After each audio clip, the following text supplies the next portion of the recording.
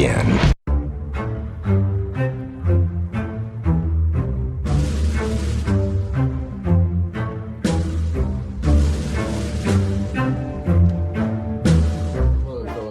DCU Nation, and welcome back to a tour of the DC Universe YouTube channel.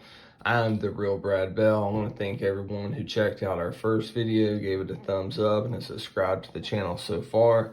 That first video on Crisis on Infinite Earths Deluxe Edition, 35th Anniversary Deluxe Edition's up now if you want to check that out. A lot of you already have, and again, thank you so much. It's always appreciated, especially when you're starting a brand new channel from scratch. But today, I'm coming at you for our second ever video and review on the channel. We're going to be discussing Frank Miller and John Romita Jr.'s Superman Year One. Now, we're going to review the quality of the hardcover and things of that nature, but we're also going to talk maybe a little bit more about the story on this one, because unlike Crisis on Infinite Earths, it's going to probably be a long time if we ever get to Superman Year One on the upcoming tour of the DC Universe podcast, which is launching. By the way, guys, keep an eye on iTunes, keep an eye on the channel, because it is launching toward the end of July 2020, and we're going to be covering on the first episode of the tour of the DC Universe podcast Crisis on Infinite Earths issues 1 through 3, as well as a general discussion about the Caped Crusader himself, Batman. But from the Caped Crusader to his biggest frenemy, the Man of Steel, Superman, let's go ahead and talk about Frank Miller and John Romita Jr.'s Superman Year One. You have a nice dust jacket here. You see that this is part of the DC Black Label. This is something they've been doing. It's been a little bit over a year now, probably 2 years, but it's probably been about a year ago since these trades and hardcovers started coming out. Now, a lot of these were new titles like Superman Year One, but they went back and did things like Watchmen as DC Black Label releases as well. You look at the spine, you got a nice spine. You have the juxtaposition between the red and black. That's always nice with Superman. Always makes me think of Superboy. Frank Miller, John Romita there. Jr., I should say. And then I always love the black and red juxtaposition for this. You have a quote on the back from CBR, stands out from many other iterations of Superman's origin story. Big, bold, and ridiculously weird. CBR, the first one was the Washington Post. They say this is some of John Romita Jr.'s best work. I agree with that. I think this is some of JR's best work. However, this is not one of my favorite Frank Miller stories, and it's not one of my favorite Superman stories, but it is some of the best John Romita Jr. art we have seen in quite some time. So let's go ahead and open up the book, remove the dust jacket, see what we're looking at. Nice, beautiful artwork here. We'll look at the inside of the dust jacket before we look at that artwork. Pull that up here. Wake up, my son, wake up. You have too much to do. Just this once. Let them all see what I can do. Pa Kent, of course. Clark Kent saying that when he's younger. And then this great Frank Miller Superman cover that I believe was part of the cover. I think this was a 4-issue series. Look at the back. That's definitely Frank Miller right there. I love that image, because you almost got like the Kingdom Come Superman outfit, but you got the Clark Kent get up as he's coming out of the trench coat. It's classic Superman. So let's go ahead and flip back to the front, and let's see what we have inside. Now, I'll flip through, so as always, I'm not gonna be actively trying to spoil this story like I would on a podcast, but there's always that possibility that we'll flip through. So if you want to come back to this video after you read it, I completely understand. So let's go ahead and look and see what we got. I'm gonna try to look at some of the paper quality. There is no issue with paper quality. It is that high gloss. You have it's not like super thick like you would have on an omnibus, but It is definitely on par with what you get with other deluxe edition hardcovers.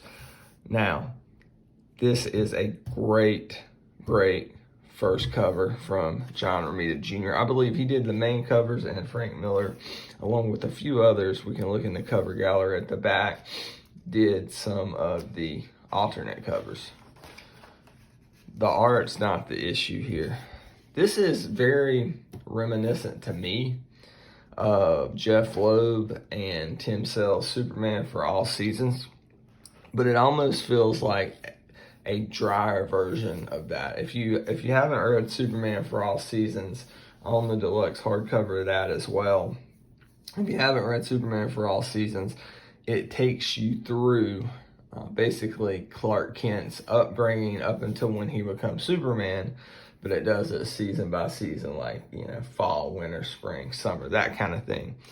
This does that, but it is chock full of exposition, dialogue.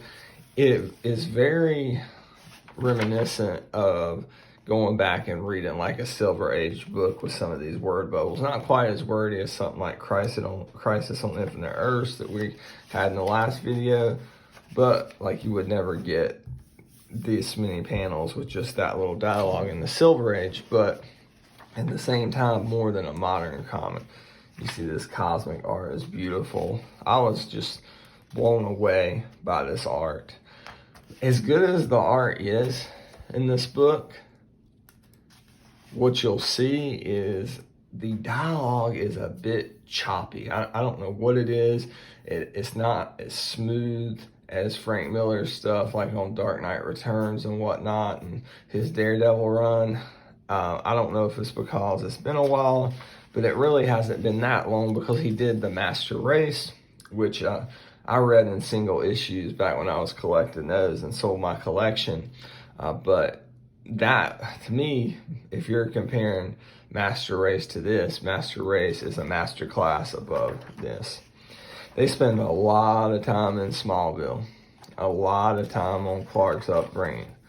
So if you're not digging that, then this may not be the Superman book for you. If you're looking for a ton of classic Superman action, things like him fighting Doomsday or Brainiac, you're not going to get that. You do get Lex Luthor here with Lana Lane.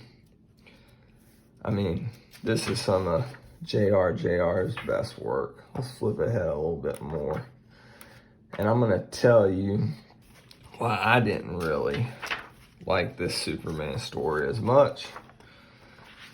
Instead of Clark going off to college like he does in the Smallville TV show, or just heading straight to Metropolis, he actually enlists to become in the Navy, and his goal is to become a Navy SEAL, which, him being so close to the water, as you see, part 2 is Atlantis, part 1 was Smallville, but part 2 is Atlantis, puts him in contact with, not Arthur Curry, so not really Aquaman yet, but with the Kingdom of Atlantis, which is a different take. I get it, you need to do something different with Superman. We've all seen the basic stuff up until this point when it comes to the Krypton exploding, crash landing in Kansas. He's the good old farm boy. That we've seen that a million times, so they did kind of have to think outside the box here. I don't know if I like this imagery of Superman being a military man. That being said, a good friend and fellow DC enthusiast of mine, Paul, who I grew up with, who's always preferred DC over Marvel, and has over the years hated on Superman, but has grown to like him. He really enjoyed this book, and his point to me was, and I got to give him credit because this is not my point, that this is a perfect Superman for the Frank Miller verse. Because if you think about Superman being a pawn of the government, and think of him being a pawn of Reagan in the great Dark Knight Returns, when he has that iconic showdown with Batman, the older Batman, it makes sense for him to have a military background. But I guess it just didn't vibe well with me at this point in time. in history. But that being said, it's not terrible. It's not terrible. It's just, it seems like each part, up until when you get to the last quarter of the book, drags a little bit. He gets dishonorably discharged from the Marines. He has an interaction with an Atlantean girl who he sees, a mermaid, I guess I should say in this case, and he kind of goes after her. This is the first time you see Superman. You see we're about halfway through the book in the full suit, kind of going with that Kingdom Come look with the black and red there. I like how it's got the stitching across. I mean, this is just awesome. This is an awesome splash page right here. So now that we're about halfway through the book, let's kind of look at the binding here. You see, this is a deluxe hardcover. It's not that big, but this is kind of glued here. It doesn't have that looseness that you like to see, that little V. Instead, this one's just kind of coming down to an arch. It's not a good clean arch. But that being said, I never felt like the book was going to fall apart on me. And again, we're not talking about an Omni here. We're not talking about a massive deluxe edition. This is basically 4 prestige issues. This is where it gets good. I think he has this big fight in Atlantis. You get to see him use a lot of his powers, such as the heat vision for the first time. A lot of fun seeing Superman come into his own. I just wish it wouldn't have took so long to get there. A meeting with the King of Atlantis at this point. This is cool. I really like this. This is some Game of Thrones DC stuff here. He meets DC. He has this epic fight with that sea creature. Okay, we're on the part 3 now, which is where he gets to Metropolis. But if you want to see Superman fight this guy, that's almost worth the price of this book alone, which the price of this book is not bad at all. I think I got it on Amazon for around 18 bucks, and it's been staying in that range on Amazon since it came out, which I think, in my opinion, that is going to be a steal for this book when you consider the cover is $29.99 USA and $39.99 Canada. It's actually printed and bound in Canada. Interesting. So let's look at issue 3 a little bit. I mean, anytime you see Superman lifting, carrying that planet globe, that's iconic imagery. This is when you're going to see the first interactions with Lois Lane, him saving Lois, and of course the rest will be history. The origin of superheroes is kind of in comics specifically, let's kind of stay away from the movies here, is something that I think each comic book fan, and it depends on their age, has to wrestle with. What is your origin of, say, Batman? Is it year 1 and a long Halloween and then Scott Snyder's 0 year? Or is it going back and reading the Golden Age stuff? Or is it a combination of both? As much as comic continuity changes, you almost got to make that up. Same goes here with Superman. Is it the Golden Age Superman? You want to go back, read that omnibus, get that perspective, which I kind of do. Haven't done that, but I would like to do. And then compare that to this and Superman for All Seasons. You know the origin of Superman. Everyone does. Same with like Spider-Man, Batman. I think those 3, everybody kind of knows their origin. But as far as your head canon and what you want to take from each, that kind of depends on the reader, right? So, I mean, John Romita Jr., when he's one of the most talented comic book artists in the game, and he rivals his dad's stuff for sure. When he is rushed, I won't say off, but when he's rushed like he was in Marvel toward the end of some of his work there, especially some of his latter Avenger stuff with Bendis, he can feel blocky. He can feel very blocky. So you gotta look out for that. That is not the case here. A lot of imagery between Superman and the military here. But here you kind of see as the Navy SEALs, the Frogmen as they're called. My uncle was a Navy SEAL.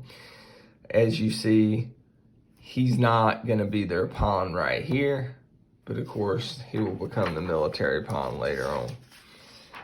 So let's move forward here. He is in Metropolis. He's going to the Daily Planet for the first time.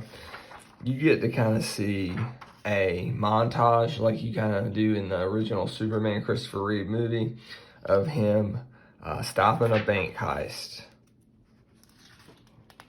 and stopping domestic abuse. This was a really cool scene. I don't know if he's stopping an armored, I can't remember if he's, I think he's stopping just a major robbery here at this factory, and how he leaves them there. That is very reminiscent of stuff you see in Christopher Reeve. So I'm not saying this isn't like callous Frank Miller work. That's not what you're seeing here. But it is something that I think some people are going to love this version of Superman, and some people it's just not going to sit quite right. I don't think anybody would leave this hating it. It's worth owning based on the price you can get it for alone. We're getting a nice splash page here. Superman, again, going back to the Lois Lane rescue. He's rescuing her in a helicopter, which is how he first rescues her in the Christopher Reeve movie. Just wanted to point that out. Superman stopping some hostages here, or helping some hostages rather, stopping some kidnappers. You later find out, this is a great page here of him saving this little girl. Like, that is quintessential Superman right there. We didn't get to see enough of that in the Man of Steel. Again, I know he was a new Superman then, but he's a new Superman here as well. And I'm somebody who doesn't hate that movie. You later find out that Lex Luthor was kind of orchestrating the kidnapping plot just to draw out Superman. And this really sets up future stories and the rivalry between Lex and Clark. I don't know if that's meant to be like another Frank Miller Superman story coming, or just setting it up for the what will come in the Superman mythos itself, or has come, but you know, in the future of this book he's going to interact with Batman. You see kind of a older looking Batman suit there. It's pretty cool. Just flip ahead a little bit more. Again, we're not Dark Knight Returns yet, but they're kind of going back and forth. Nice little punch from Batman there. You have the first meeting in this kind of universe of the Holy Trinity of DC, Batman, Superman, and Wonder Woman. This is a cool scene just to see those guys interact. They threaten Luthor. They let him know what's up and make sure that they get what information they need from him. Now he kisses Diana here. New 52 Superman, he and Diana were romantically linked. Usually that's not the case. I know it was in Dark Knight Strikes Again. The never-ending battle begins. Again, I don't know if Frank Miller is going to follow this up. You see the Brainiac tease there, one of my favorite Superman villains. Here is the promotional image to tease this series at Comic-Con 2017. So we're to the bonus stuff here. The two variant Frank Miller covers that make up book 1, book 2, the front and back of this. Okay, variant cover by Frank Miller and Alex Sinclair. And these two, I like this trinity. Now that looks like Dark Knight Strikes Again. That's JR, you can tell there. And then a promotional art that was done by JR for this story. You got cover sketches. Again, as you guys saw in the last video, this is the stuff that I love these. Anything that I could imagine hanging on my wall, especially in a big oversized book like this, I adore. And that's what you get here. See the early pencil test. You get an overview of Frank Miller and John Romita there. And it is a nice, clean presentation of Miki Sinclair Workman, who also worked on this book. It is a nice, clean presentation. The one problem I have with this book is it does match the size as far as shelf-wise of oversized hardcovers vertically. So that's the new Justice League, not even out of the wrap, Brad Meltzer Justice League Deluxe Edition. Hopefully a review of that coming soon. But if you look here, this matches up like shelf-wise. If you're putting that vertically on a shelf, it's going to be perfect. But here's the problem. This is an awkward book because if you do it like that, you see how much longer this book is, or wider, I should say, than your typical deluxe hardcover. Let me give you an example. So there you have the new Justice League book and what we just discussed, Superman Year One. I want you to look how much wider that is. Significant amount, which makes it awkward on a shelf. Here is the old Identity Crisis hardcover. So you can kind of see the difference in the wideness from traditional hardcover to deluxe edition to this deluxe edition, which is super wide. Of course, those are always going to be taller, the deluxe editions there. It does make for awkward shelving. You almost kind of got to find a special place for it. I have it sitting like on top of my Kingdom Come Absolute Edition. When I had it vertically on my Billy Detoff shelf, which is where I keep my comics, my graphic novels and things, it was almost pressing up against the glass, so it made it just awkward to place anything like a pop in front of it. But let me know down in the comments, guys, if you've read Superman Year One. Does this match up to other Frank Miller DC work in your opinion?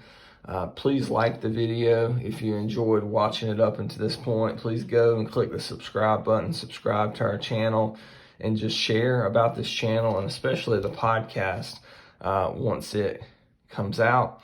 This is going to do it for this edition of our deluxe hardcover review of Frank Miller and John Romita Jr. Superman Year One. And remember, DCU Nation, like the great Barbara Gordon said, be your own damn hero. Our darkness was deep and seemed to swallow all hope. But these heroes were here the whole time to remind us that hope is real, that you can see it